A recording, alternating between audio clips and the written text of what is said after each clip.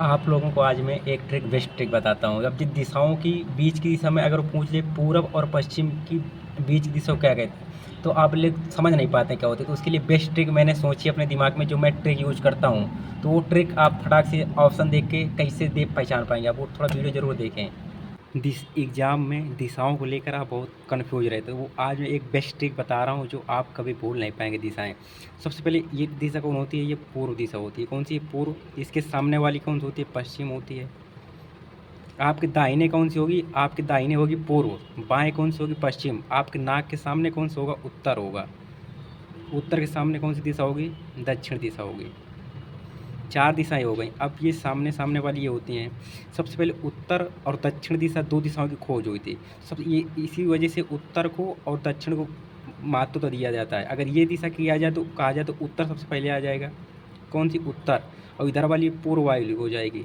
अब आप ये कह सकते हैं कि पूर्व उत्तर क्यों नहीं सकते? क्योंकि सबसे पहले उत्तर और दक्षिण की खोज हुई थी, इसलिए इसको कहते हैं उत्तर और पूर्व कहते हैं, ना कि पूर्व और उत्तर कहते हैं। तो क्या कहते हैं इसको? उत्तर पूर्व। इधर इस तरफ भी उत्तर और पश्चिम कहेंगे इस दिशा को।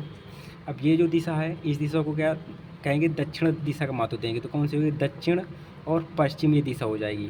इसी तरह अब ये दिशा कौन सी हो जाएगी? ये दिशा भी हो जाएगी दक्षिण और पूर्व दिशा हो जाएगी। ठीक है, ये हो गई दिशाएं, आपको पता होनी चाहिए।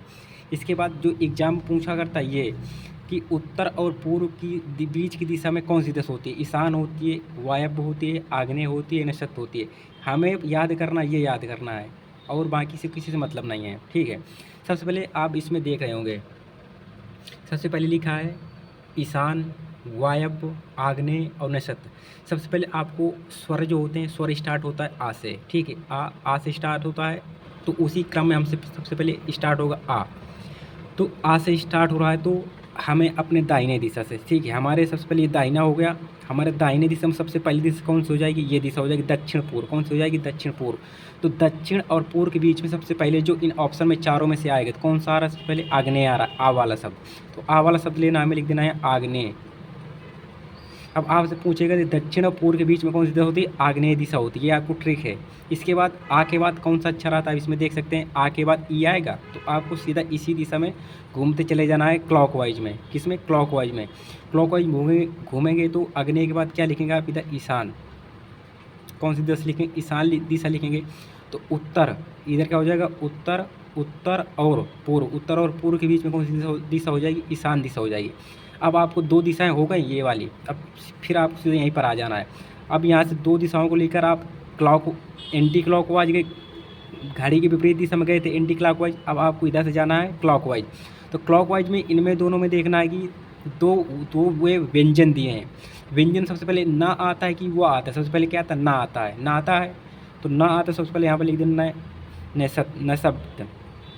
तो दक्षिण और पश्चिम बीच में कौन सी दिशा हो जाएगी? नक्षत्र हो जाएगी। ठीक है, इसके बाद क्या है कि वायव्य। अब कौन सी दिशा आती है? वायव्य।